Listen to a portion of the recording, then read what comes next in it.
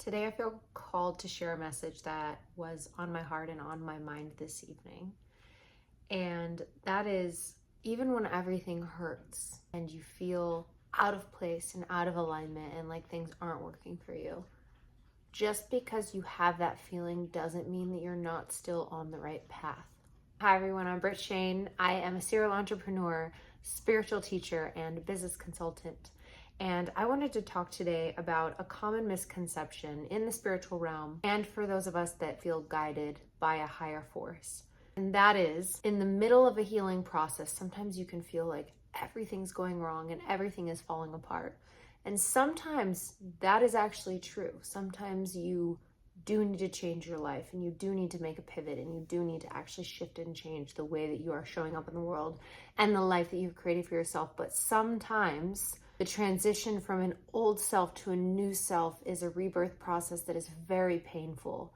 And just because you feel alone and you feel like you are suffering and you might feel like you don't have anyone to rely on or talk to, that doesn't necessarily mean that you're doing anything wrong. That doesn't mean that it's not going to lift. That doesn't mean that anything is wrong with you or that you have made the wrong decision or that you need to even do anything in that moment. One of the most powerful things that I've ever learned on my healing journey is the worse my life gets, the more uncomfortable my life gets, the more I reach up or reach out or start praying or align to a spiritual life again. And my belief system is that there's an entire realm of helpers and guides and angels and ancestors and healing energies that want us to succeed and want us to evolve and want us to spiritually expand and grow and enlighten. And just like an out of tune key on a piano can be tuned by the rest of the instrument being in tune, so can you be tuned by your environment. And therefore, if you are certain that your environment has been expunged and cleared of all negativity, and you still have this very, very uncomfortable feeling, when a bone breaks and it hurts, we don't look at it 5 days in because it hurts and say, look at it in our cast and say, something is wrong with you. Why do you hurt? Why aren't you healing? I put a cast on you. Get better already. Of course, that'd be ridiculous. So in our spiritual journey, we can recognize the problem, take steps to correct a problem, and then still be in that space where we are uncomfortable and we are experiencing the healing, we are experiencing the growth, and there's nothing to be done except for just experience it. In my younger spiritual path, I had this happen a lot and I didn't really realize what was going on. And then this summer I had what I like to call my third dark night of the soul, kind of like a quarter life crisis, midlife crisis, whatever you want to call it. And I said, I really thought I was past this level of healing. And the funny thing is, there was nothing to be done. Everything had been done. I had just prayed for a really big life. I had prayed to experience insane career success. I had prayed to have a new life and be used of service. And I would go outside or look up at the sky and I would say, use me, God, universe. Use me as a vessel of light and healing for this earth. And guess what that requires? That requires an extreme level of healing. So if you are someone that feels that you are here for a divine mission for this earth, you especially are going to be asked to heal in ways that might seem insurmountable, that might seem insane, that might seem impossible. I said this the other day. I was like, I need someone to give me a map. I need a map of this journey. I need a map so someone can guide me towards the right place. But if you are praying and praying to whatever it is that you believe in, any version of your higher power, if you are praying, you can rest assured that when bad things are happening, it is on your behalf because that is how energy works and that is how this universe works. And we want you to win. And it is positioned in your favor if you are asking. If you are not praying and you are not connecting, you don't have a life vest, you don't have a buoy, you don't have anything coming to save you. So you need to set clear intentions. In spirituality, we call this manifesting. In religion, they call it prayer. It doesn't really matter. Write, pray, affirm out loud. Ask for protection, ask to be guided, ask for the symbols and the energy and the messages to become clearer. This message is for somebody who might be in a lot of pain right now. And either you do know you're in a lot of pain because you're experiencing it consistently, or maybe you're just numb and it doesn't hurt because it hurt for so long and you had to survive. You still had to go to work, carry on with whatever it was that life was asking of you. Some of us are parents to our parents. Some of us have businesses where we lead people. Some of us are wives and mothers. We don't have the time to fall apart. So you buried that part of you that's hurting. So if you're silently suffering, first of all, start praying. Let's make sure that that suffering isn't for a reason. Let's make sure that it is there because you need to be transformed and you need to have a revolution in your cellular person. Because if you're praying and it still hurts, it hurts for a reason. And maybe that reason is that you need to open up. You need to be reopened. You are on the right path.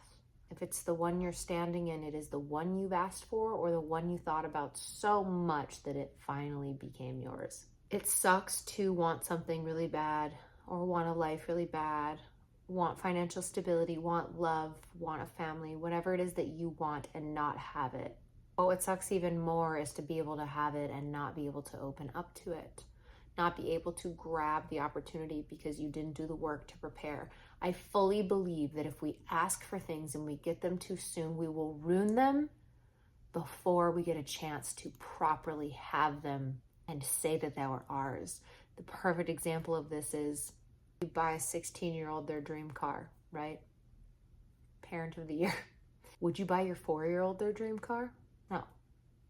A 4-year-old can't drive a car. So we're not going to give a 4-year-old a car. Just like there are forces that are not giving you what you want sometimes because you're not ready to have it because you would ruin it. I'm a very powerful manifester and I can confirm, and I'm thinking of one particular relationship. I have manifested that person so many times in my life and I've had to come to terms with it wasn't until recently I was capable of loving that person back, being what that person needed. I had a business that was really successful. I wasn't capable of being the leader those people needed. I wasn't capable of being the friend those people needed. I wasn't capable of being a support system that wouldn't have had a bad outcome. It's okay to look back on past versions of yourself and acknowledge that you weren't capable. You will get anything you want because this world is conspiring to give you what it is that you want or think that you want. One of the hardest things about being a consultant is you have to sit with people and you have to say, are you uncomfortable because of you, because there's things that you need to heal? Or are you uncomfortable because your life is wrong? That's a tough part of this world, right? How do you figure that out? Best advice that I have for figuring out, am I in the wrong life? Is that why this hurts? Or am I just being healed? Is praying for the highest timeline possible. I pray to be put on the highest divine timeline possible. I pray to be in a life that I am extremely happy, fulfilled, and I feel aligned. I pray to be of service. Use me as a vessel of light for this earth. Use me to heal this planet and these people. Bring into my life the people that I can best serve and help, and repel away from me the people that I cannot serve and I cannot help. Protect me from things that wish me harm. Protect me from people that wish me harm. And help me recognize those people. The people that I need to move away from and the people that I need to move closer to. The most dangerous people are the people that aren't in prayer. Because when you are not in prayer, you are just a computer waiting for a software download. You are wide open, ready to be programmed.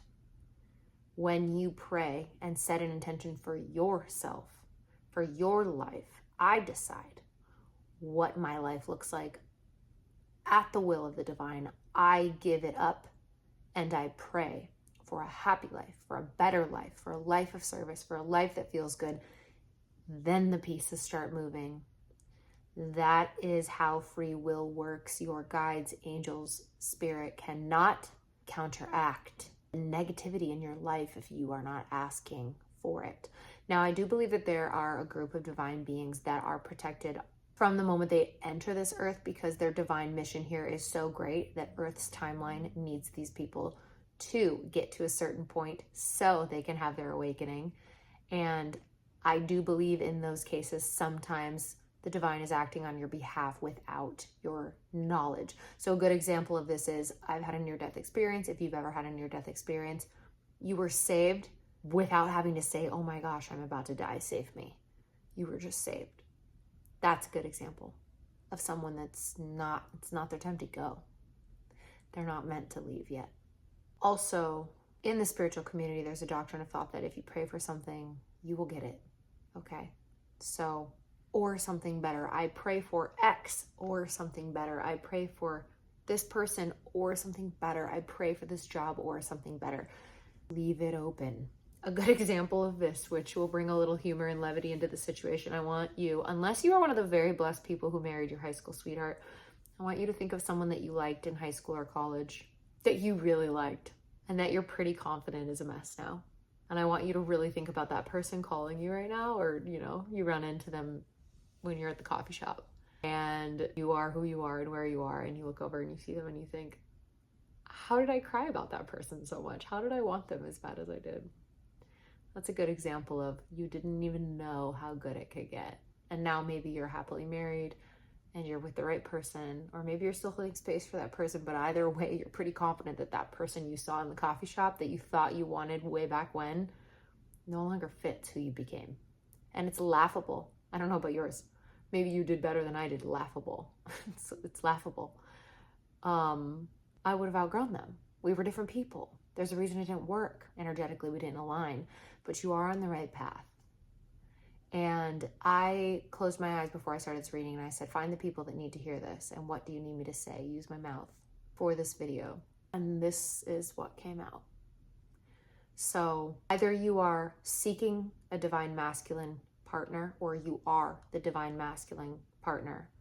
But one of the messages that I'm being given as well is you need to get to work.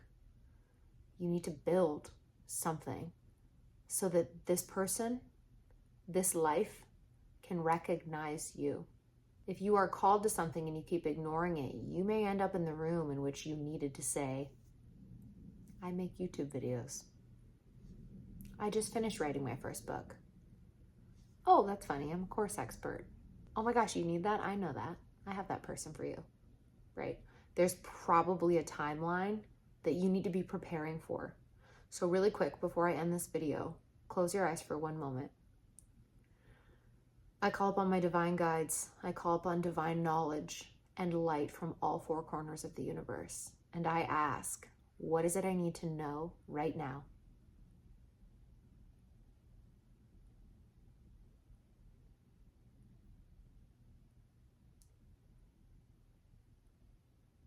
I hope this helped. And I hope you have a good day. Bye.